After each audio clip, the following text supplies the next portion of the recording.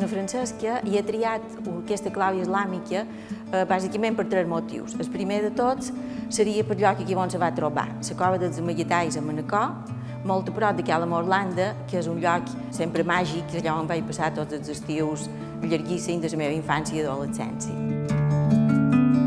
L'altre motiu és perquè casa meva padrina i tots els altres veïnats del carrer d'en Mas tenien una clau quasi idèntica a aquesta.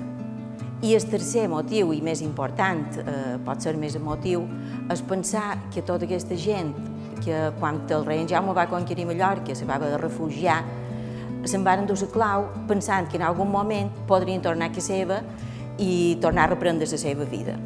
Evidentment això no va poder ser i m'ho recorda molt el que ara actualment està passant a Ucraïna, a Síria i a tant d'altres llocs.